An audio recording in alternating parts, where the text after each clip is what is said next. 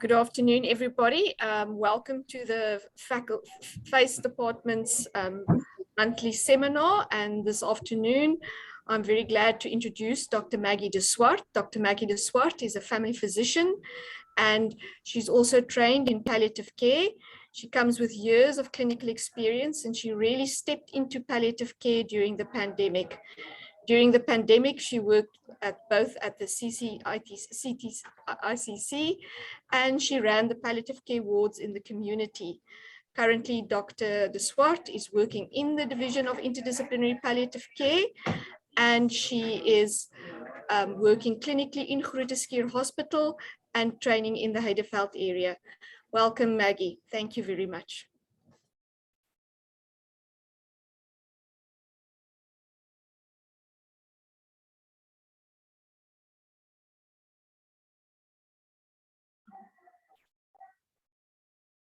Maggie, are you there?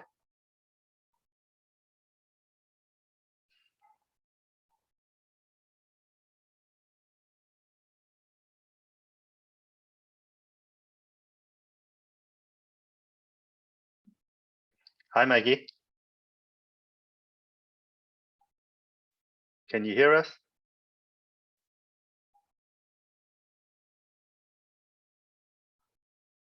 Hello, Maggie, can you hear us? Hello?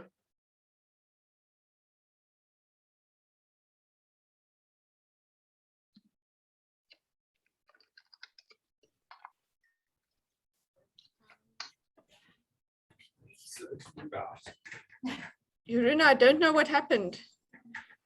Yeah, something's happened to Maggie's audio. And we're now struggling to get hold of her.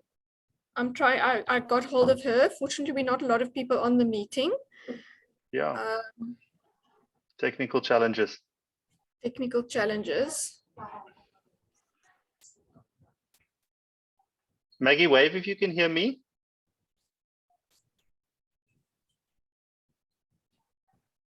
No, there's complete loss of audio for some reason.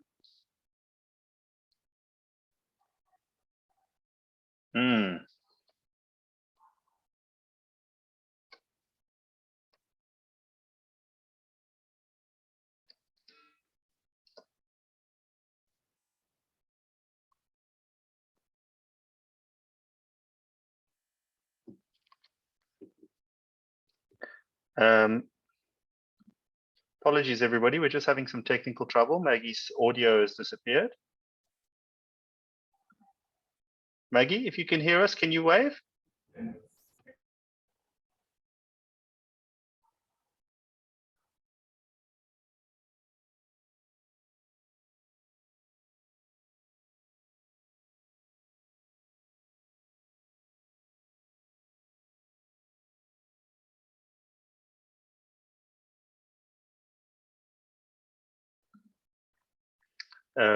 Renee, if you're in contact, maybe ask her to log off and log back on again. That would probably be easiest. I'm doing that now. I'm doing that now, Jeroen.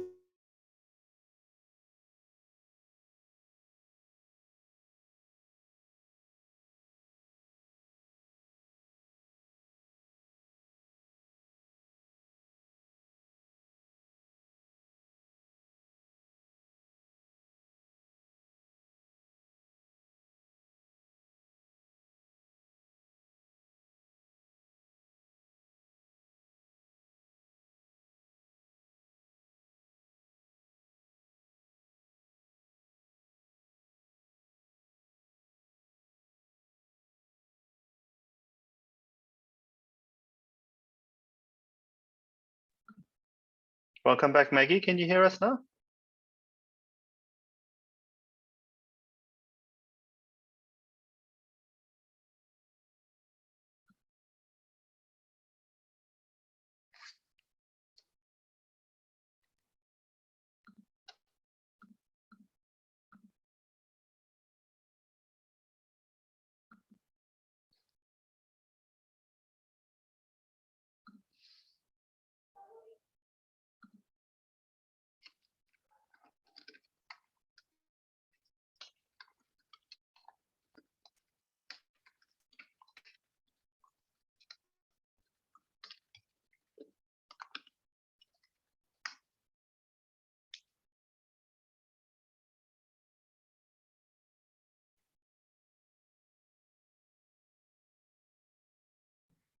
Sorry, guys, we're having some technical difficulty. She's busy trying to log out, but it seems she's not even able to log out. So I don't know what's happened on.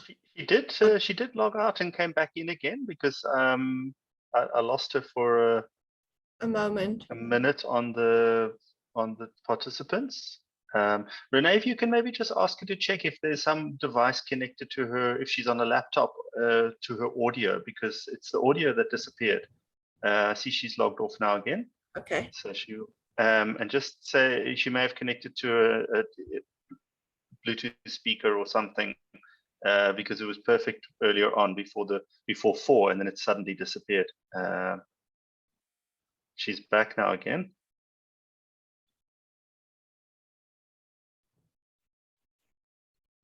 And she's gone again.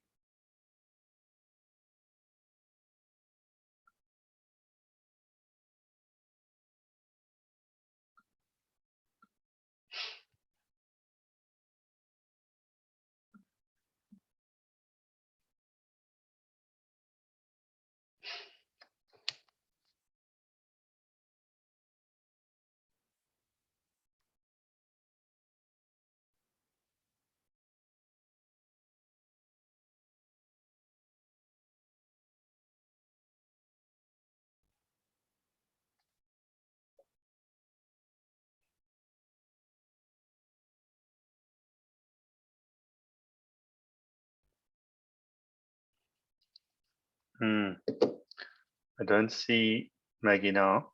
She's busy logging in again. Sorry, Okay, Jeroen, no problem. She's logging in. Just checking.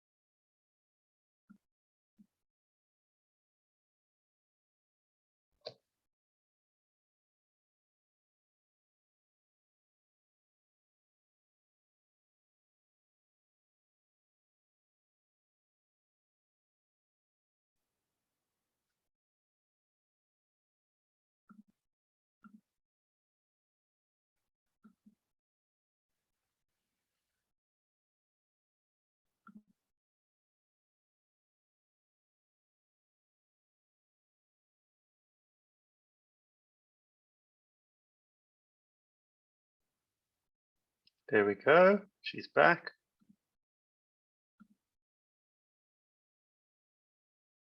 Hello, Maggie. Can you hear us? Now again. I can hear. Yes. Can you Hello, hear me? we can hear you. Yes, you're there. All right. I You're the promise host. I didn't touch any buttons. You just have to share your screen and then you're all set to go. Okay.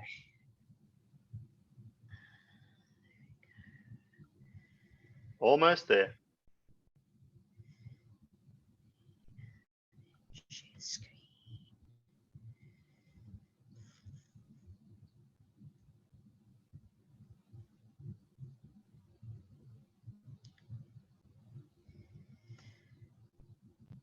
Yes, it's starting to share. Finally, There can you you see my go. screen? Okay, start the presentation and then you are off. Gosh, as if this was not. There you go. Okay, And we can see your slides. Thank you. Okay. Hit it. Thanks Great. everybody for waiting. Off you go. Thank you, everyone. Sorry for that hiccup. I'm not sure what happened. But yes, I think a couple of you in the room know very well about the field hospitals and our work there. And I would just like to share some reflections on what I personally learned. And I think quite a lot of research was done. So I will just touch on the research that was done and what we've all learned during the COVID pandemic. Okay, so let me start with the CTICC, which is the Cape Town International Convention Center, which was a 862-bed COVID field hospital. I'll give you all the research articles that were done afterwards. Then you can go read up a bit more and check more, go and look at more at the detail. But basically, this is where my palliative care journey started. And what we learned from this wonderful experience. Yeah, it was wonderful to work with such a wonderful team. The CTICC, if you need to start a field hospital, it would definitely be worthwhile chatting to the people that was involved in setting this up, which was mostly a lot of the emergency medicine, disaster management department of Western Cape Health. They all came together for a couple of weeks before the CTICC opened up and discussed what needs to be done and set up things for us. So for me, it was easier in the sense that I walked in and most of the things were already set up and we could just help manage things further. So from the palliative care side of things, we had a 30-bed palliative care ward, and I was a consultant, and we had 5 medical officers, and 2 of our Cuban doctors joined us later as well on the team. And we managed basically all the palliative care patients, so all the patients that did not qualify for higher level of care or was already known palliative care patients. And we also had a lot of patients from the old age homes that we attended. We also had physios, a social worker, and obviously nursing staff, and that was basically our team. We thankfully, and how palliative care started, thankfully the Western Cape Department of Health foresaw that there will be palliative care needs, so that's why we got our own ward. And then we had a weekly ward round with a palliative care specialist. Renee and her team came to help us, and then we got basically taught the basics of palliative care in COVID. The very nice thing was, as you can see on this slide, was the PalPrac one-pager on COVID symptom management in palliative care, which was immensely helpful, and which I laminated and put up everywhere, and later on as well used. This was really great at helping us with managing most of the COVID symptoms. We also, as things went on, we started with standard operating procedures, which initially was very sweet and short, but as with time, we learned how to improve on them and how to implement them better. This is one of the protocols we had, so we started setting up protocols. What we found is that the easier the protocol, the easier it was to use as well. So we had big protocols that we made smaller every time to make it more user-friendly and easier to use in such a big setup. Here specifically, I first learned about the magic of morphine and how wonderful morphine, low-dose morphine, really works fantastic in shortness of breath, specifically in palliative care setting, but also just in the patients on the high flow. They're really relaxed. Also in the patients that came in from the ambulances that were transferred, they would come in very, very short of breath, looking like almost busy, ready to die, and then putting on their oxygen and giving a small dose of morphine really helped them, make them comfortable very quickly. This is also where I learned about subcutaneous infusions, especially of morphine and sedatives like midazolam. And I learned this again from Dr. Krause and her team and from this wonderful one-pager, especially in the elderly patients who got very confused and delirious, got quite combative. We had to tie them down. And with the subcut infusions, it was quite easy to sedate them enough to not have to restrain them and to just be able to, for them to not pull off their oxygen. And actually we managed to pull through a couple of patients with just a little bit of morphine and sedation because they were more comfortable. They didn't pull off their oxygen. We didn't need to restrain them. They breathed easier, and a couple of them actually pulled through. So that was quite nice to see how all of these things work. I think in caring for the patients, especially with regards to COVID, a big need was just feeding patients and giving them regular water to drink, especially obviously in my ward with a lot of frail patients that were too sick or too weak to take care of themselves. And we later on discovered to get squeezy bottles of water next to patients' beds and just make sure there's a regular round of someone taking water around and making sure that the patients are getting a bit of water. Just the mouth, generally the mouth care, and a lot of the work was just listening to patients as well. A very important lesson I think that we learned was that family matters, and getting the patients connected. We thankfully had Wi-Fi in the CTICC. Many patients were so grateful because after weeks, many of them after weeks have never had any contact with their families. They were getting really despondent and depressed. And finally, they could have a video call with a family member or hear their families. And a lot of patients, that helped them pull through in the end as well. The families were extremely grateful.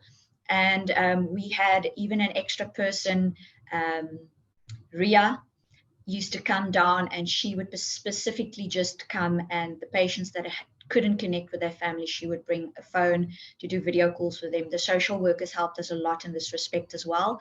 And we used our own phones a little bit as well for this, just to get the families connected. And that made a big difference. The communication, just opening those communication channels. We had the lovely story of a 102-year-old lady that was lying in my ward, not moving, not speaking, not eating, busy dying. And the family asked me, please send her home. We want to take care of her home. And I'm like, but she's busy dying. Are you going to be able to cope at home? And they're like, yes, we've got nappies. We've ordered some home oxygen. Please just send her home. And I'm like, okay, do you know what to do, how to take care of her? They're like, yes, please just discharge her.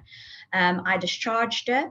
And 2 days later, I was a bit scared, but 2 days later, I got a message to say that grandmother is eating a little bit, and she's talking a little bit, and she's looking a little bit better.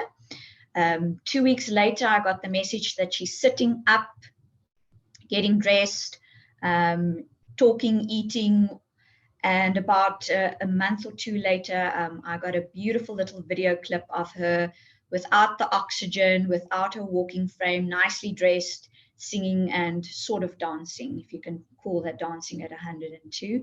And that just showed me how important a loving family was, and that's not something we can always give in a hospital setting, and the importance of listening to our patients and our families, and that they can actually take much better care of patients than we ourselves can.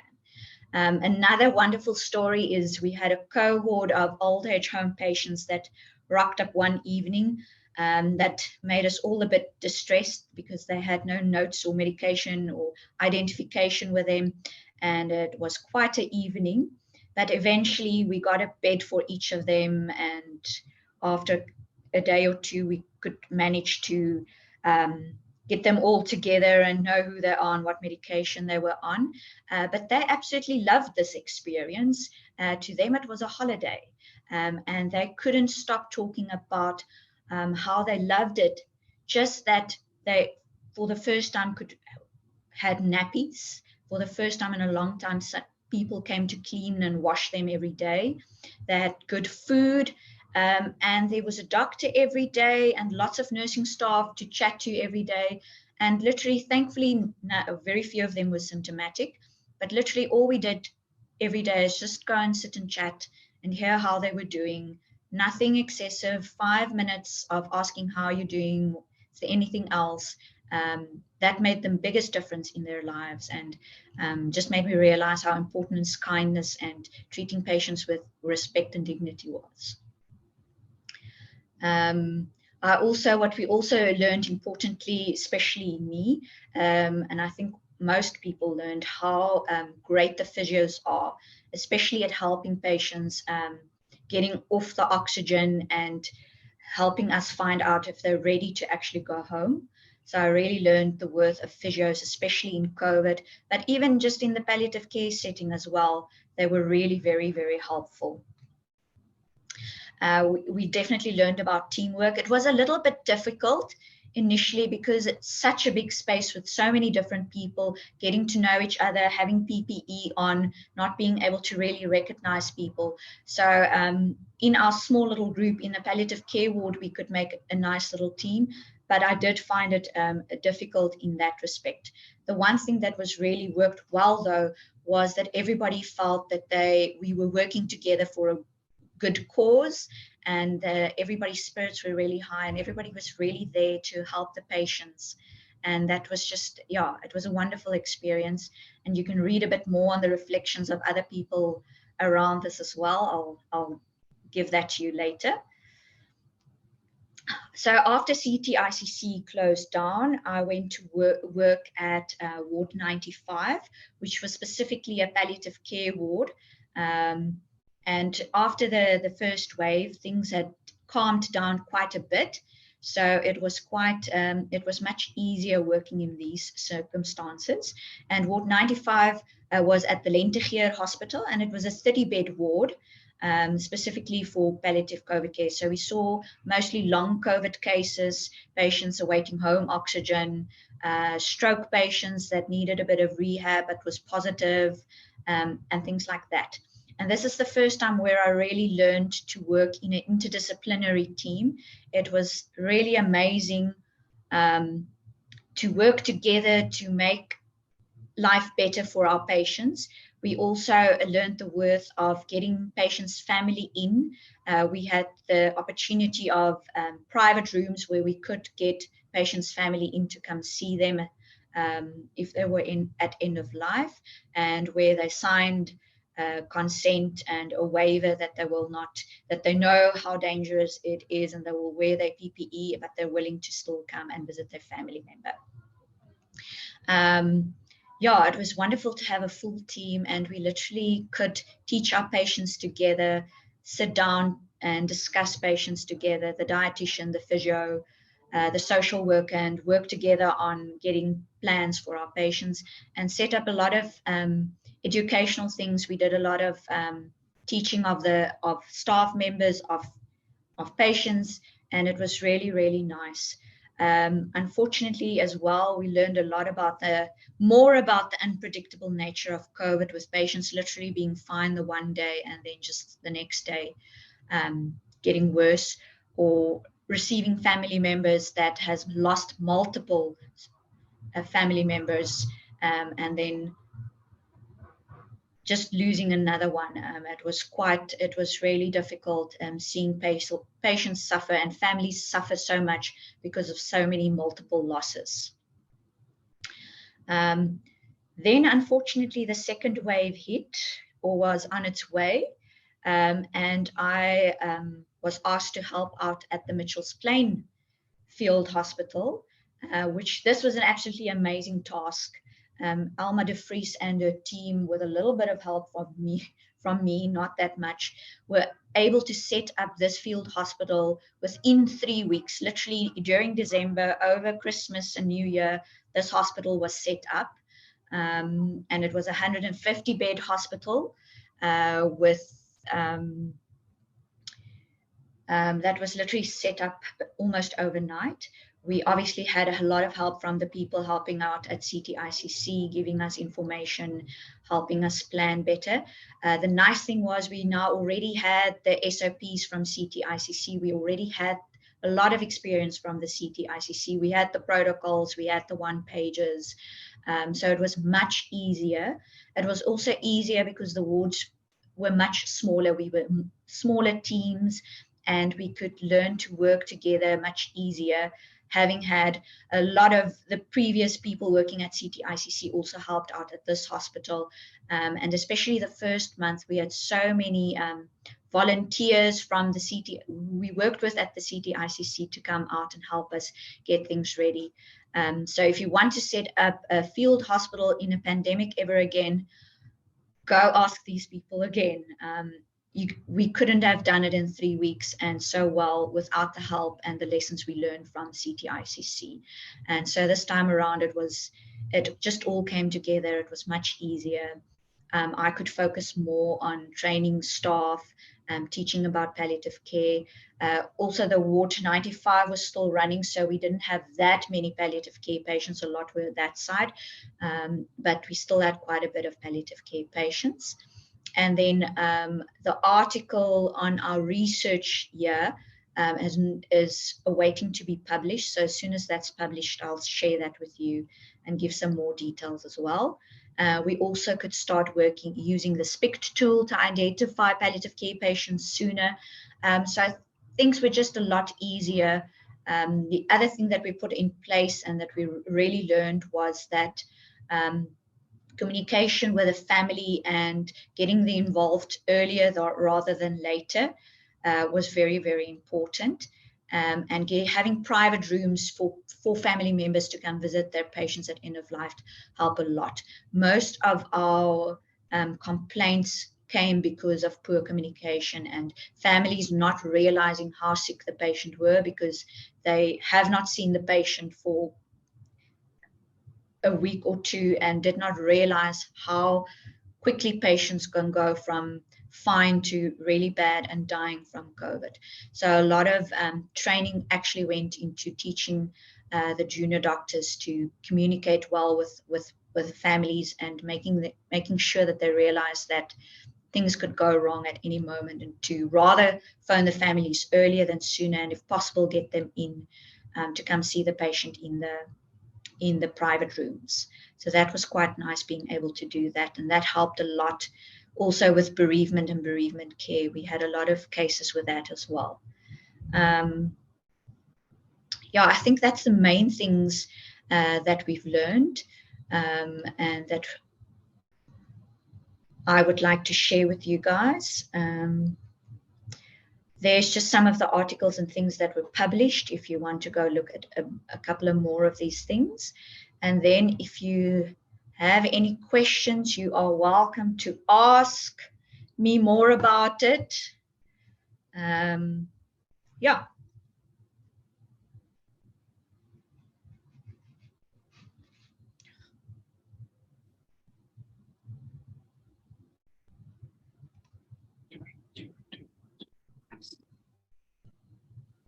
Oh, I can't see anything. So if you have a question, please just speak up.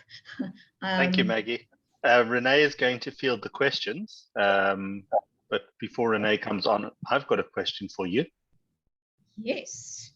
So, I mean, obviously, this was an enormous event, and this must surely have taken a toll on you personally. Are you able to share in terms of how you managed to deal with what must have been incredibly difficult emotions, having to deal with numerous patients in such dire straits and the number of deaths that you had to manage in your clinical care? Yes, I must say I had a couple of really, really bad cases that will stick by me forever. But I must say what helped immensely is we had every morning the team would get together, have a little bit of a debrief. If there was any issues, discuss and work on. The other fantastic thing was support from all the people higher up, like the hospital management. Everybody was extremely supportive. You could literally, if you had a request, everybody tried to get it done as quickly as possible. So having a lot of support from management, having a lot of support from colleagues, that helped a lot. I did also go to see, I did go for a couple of debriefing sessions with my personal counselor. So that helped as well. And then I think most of the time it was so inspiring working with people that's in the same position and going through the same things, and just seeing the patients that we did manage to pull through, or the patients that did do better, the family members coming to say thank you for this, thank you for that, being able to follow up with patients. We got to know quite a few patients that maybe I shouldn't say out loud, on a more personal level, and just following up and hearing the families saying thank you, even though somebody passed on, saying thank you, this made the world's difference, and things like that. So I think, the debriefing, just working in a team, not having to be the only one, not having to have everything on my shoulders helped a lot. I think those are the main things that I learned from I think that's why I like palliative care as well. We always do it in a team. You really cannot do it alone. And having a supportive team makes the worlds of difference. Thank you for sharing that. Thank you, Maggie. And I see Charmaine Cunningham also has a question. Charmaine, do you want to go ahead and ask the question? Hi, it's actually Peter Hodkinson on Charmaine's computer. Yeah, thanks, Maggie. Really nice talk, and you pulled it all together. And for those on the call who don't know, we're in the advanced stages of writing a paper, which is based on the experiences of the healthcare workers at Mitchell's Plainfield Hospital. And I think you pulled out a lot of those points. Yeah, the thing that most of the healthcare workers focused on was, as you said, the teamwork and the communication. But also, you said something about getting to know physios, what physios could do. But for me, it was getting to know what social workers could do and what them as a discipline could offer us, which was amazing. Yeah, just the intricacies of breaking the news of death to the family over the phone and how we take that knowledge and experience forward is something we sort of grappling with. But surely is something we need to take into the future with us. Yes, definitely. Sorry, I forgot to mention the social workers. I'm so used to them by now. I can't work without a social worker. I think they're probably one of the most important team members in palliative medicine. And especially at the Mitchell's Plainfield Hospital, we had really fantastic social workers that went over above and beyond, that did all our follow-ups for us, especially from the bereavement side of things. They would do the follow-ups with the family members, and then they would get back to me and say, "Doctor, but I'm worried about this and this family. Can you contact them?" And they actually really helped us sort out a lot of potential problems before they became problems by referring back to us. So yeah, I cannot. I've learned a lot from that. I mean, at the CTICC, I had the experience of breaking the news to a family about a patient we'd actually misplaced the body and found 48 hours later. And that was a very awkward conversation with the family, with the social worker sitting next to me. And that's the way it should be. We were guiding one another through it, and she followed up afterwards. And yeah, it's things we don't think of. Yeah, definitely. If there's ever a pandemic and we need to put up a field hospital, you cannot go without social workers there. Yeah, I've got the most respect for them, and that's why I'm going to do some research with them. But no, that's not for now. Thank you, Maggie. Are there any further questions? Lindsay. Thanks, Renee. And Maggie, thanks really for taking the time to present. I find this really interesting. I just wanted to reflect, and maybe you can comment. You sort of talked about having the input of your palliative care specialist, Renee, coming initially when you started at CTICC. And it's interesting because in our asset study, the reflection from healthcare professionals in integrating palliative care in a different environment, different setting, different group of patients was, so primary care, COPD, palliative care integration for COPD, their input was really that they also need the experts to guide them. And so the place for the experts in palliative care, I'm just interested in your thoughts perhaps on that. Now there's a big place for it.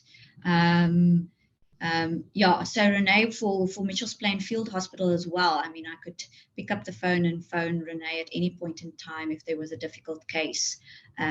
So yes, they were still supporting us, and I cannot reiterate the importance of having those palliative care specialists to guide you and to get you to help set up a palliative care team or at least a palliative care service, and of training people. We think it's something that should just happen, but those fine-tuning of all those little details that you can't read in a book necessarily. I cannot, without the mentoring and the help and the support from the palliative care community, this would also not have been possible. And I cannot stress enough how important it is to have that input. And if it's good in the beginning, then later on it's less and less necessary, and somebody else can then be helped by the specialist teams. So there's definitely a massive work still ahead for all of us. Thanks, Maggie. Thank you. Are there any other questions? Maggie, perhaps I can just ask a question. One of my questions is that on reflecting back on the pandemic, I realized that many patients would have perhaps done better being cared for at home and not going into centers. What would your reflection be on future pandemics? How can we sort of think about supporting patients in their homes better? Yes, I think a lot of patients died in these hospitals purely because they did not have the affection of their family members. And depending on what the pandemic is about, the one issue that we had with the COVID was the oxygen.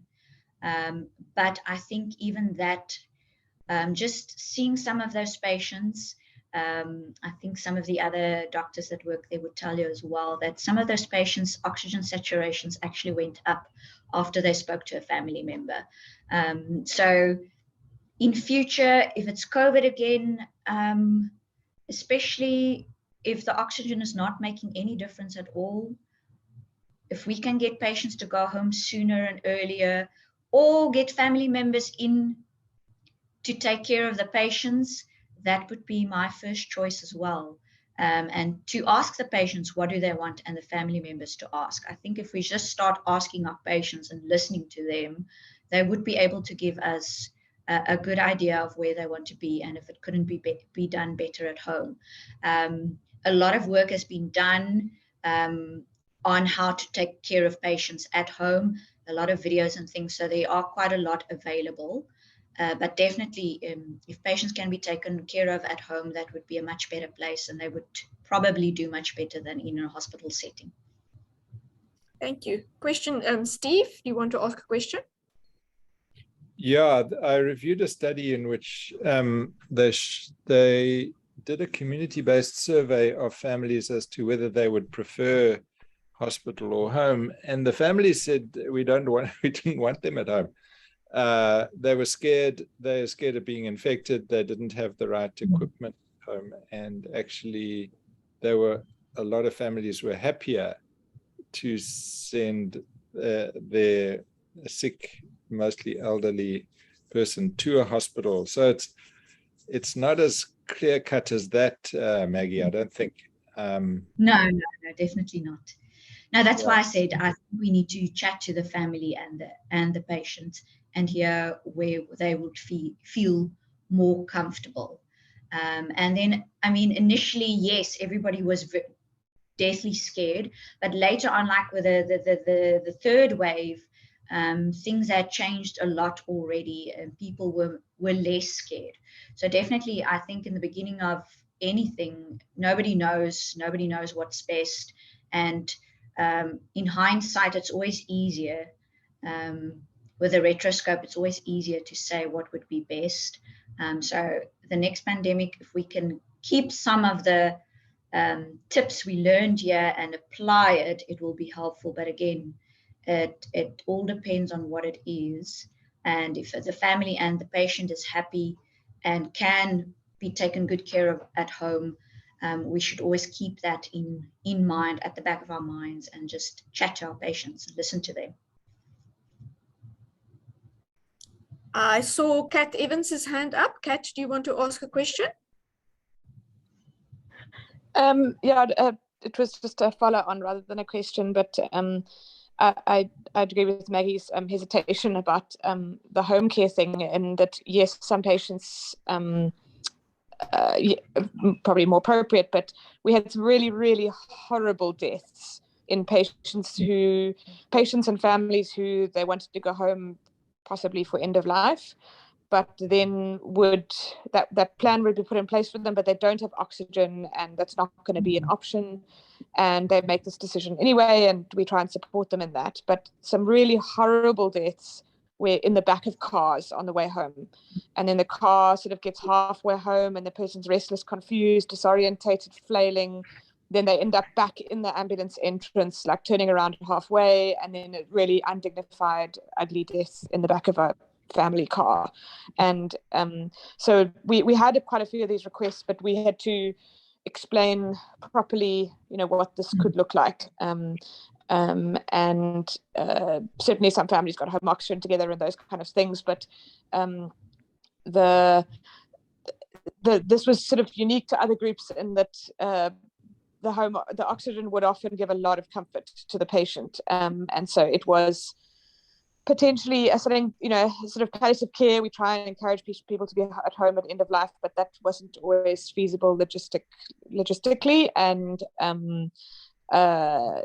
could potentially go very, very wrong in a very distressing way for family. Whereas it would be better if the family was by the patient's side at the facility.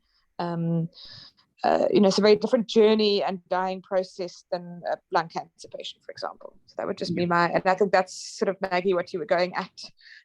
But having been involved in a couple of these car deaths, it's probably the more traumatic cases than the patients that died in hospital.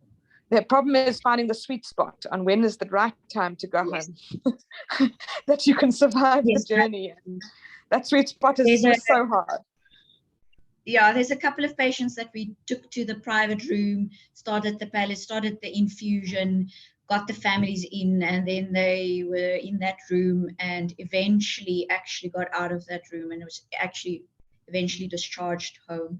There were patients that we phoned the family, I know we think they should be ready for discharge tomorrow, and then a couple of hours later phone them, sorry, the patient just passed away. So that was the one thing about COVID. It was most of the time, or many times, very unpredictable, and you think, yes, you finally pulled this patient through, and then something happens, or the patient was waiting for home oxygen, everything ready to send them home, and then whoops, there they go. We also had a terrible case with one of the nursing staff from one of the field hospitals that contracted COVID at the field hospital, landed up in ICU, pulled through, eventually came for long COVID to Mitchell's Plain Field Hospital. After a massive fight, finally got her home oxygen home, and at home 2 weeks later, in the middle of the night, she just probably most likely a pulmonary embolism, and she died in hospital 2 days later, but was in a coma already. So it was really, it was a very unpredictable thing, and I think very important was to explain this, to try and explain this to the family and communicate that well. Even if the patient was well and went home, you were never 100% sure if the patient is going to be fine or not. I think that was one of the worst things about COVID for me personally, is what normally you can like predict a little bit with but with COVID, you could never predict. And sometimes the patient would look fine, you would let the family know, no, they're fine, and then next minute, yeah, it was quite, that's what made it difficult as well to palliate patients at home, or to give advice at home for patients. Thank you. Lindsay, do you have another question? Thanks, Renee. Just sort of a follow-on on this discussion on care in the home.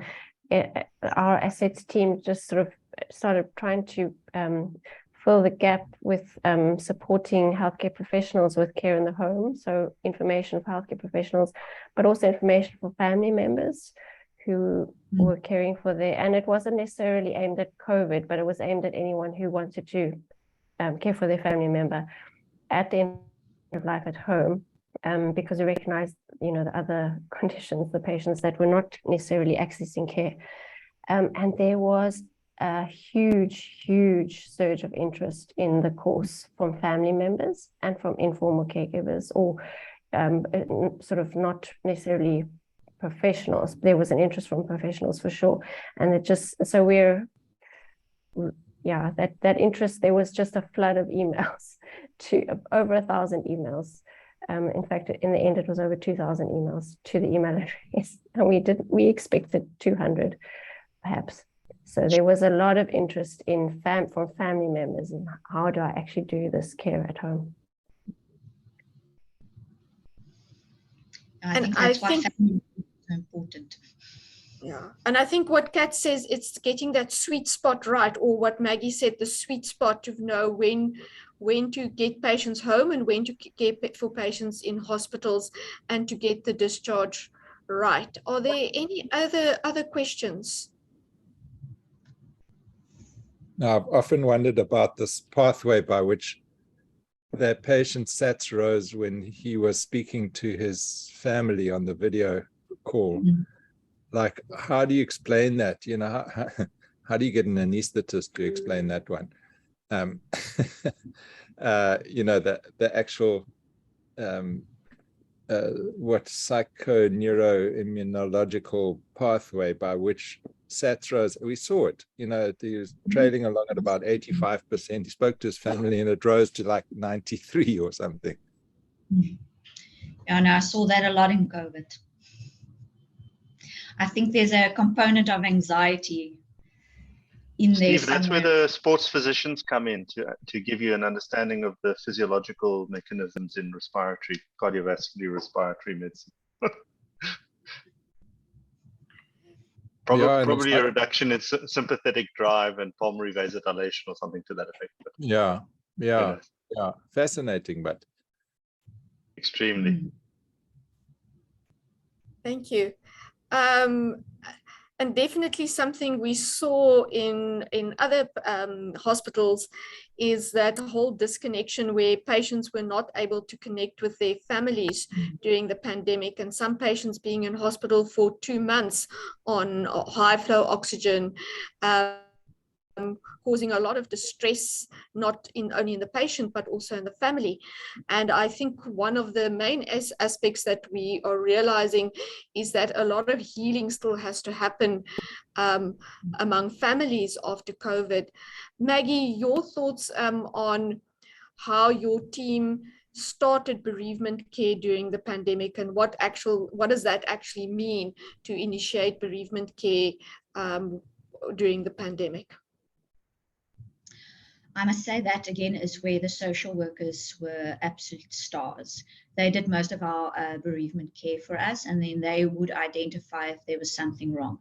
Obviously, it also, from my side, doing a little bit of teaching on bereavement and identifying patients that are at risk of complicated grief. And what we saw clearly with COVID is, like, if family members were not with their family and they were actually quite healthy and well before they went to hospital, many family members couldn't understand that a patient could go from healthy to dead within a couple of days or within a week, and that caused a lot of bereavement issues, complicated grief, anger issues, complaints, and what we found is by communicating with these families, especially with the social workers following them up, giving them telephone calls, hearing how they're doing, and then asking the doctor to just explain to them again if there was anything that they didn't understand the first time or didn't hear, or if they had any questions. We found that very, very helpful. So just being patient and going through things a couple of times was very helpful. And in the end, most of the complaints we had was also just because there was not clear communication and because of complicated grief.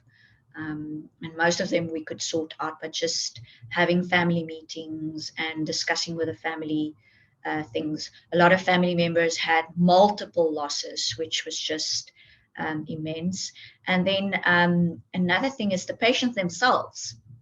I had a couple of patients with PTSD, literally having nightmares of all the people dying around them and worrying, am I going to be next? Because there were so many deaths around them, especially if they've been in the hospital for weeks or months. They were really, really scared. And that as well, identifying that afterwards as well, or beforewards, I think that's something we can look to into the future of taking care of our patients, is looking at the trauma that the poor patients went through as well, and seeing how we can manage that a little bit better or help with that. Yeah. Thank you, Maggie. Thank you for this excellent talk. We've got are there, I see in the chat, sorry, no, Charmaine, last question for you. That's me, just a reflection on what you just said, Maggie. I remember being in the discharge lounges at the CTICC, and I could never understand why everyone was so happy and so grateful, and they like ran off smiling. But yeah, that was because the circumstances, they'd been put in this hospital and basically told they were going to die and watched people dying around them, and they'd escaped, they'd made it. And yeah, a completely different experience from seeing someone discharged from any other hospital. Yeah, definitely. I thank you for that. I realize that now as well, that is why they were so grateful to get out of there, not just, but the fact that they actually survived, and having seen so many people die, definitely, yeah. Thank you, everybody, for a great talk. And thank you, Maggie, for the excellent talk and the short notice of giving this talk and reflecting with us, and also for really, during a difficult time, standing up and saying, yes, I will do this. So I think we can all clap hands for Maggie. And thank you very much for another seminar. And thank you. We are finished. Thank you very much. Thank you, Maggie. Thank you very much, everyone. Bye. Bye-bye. Thank you. Cheers.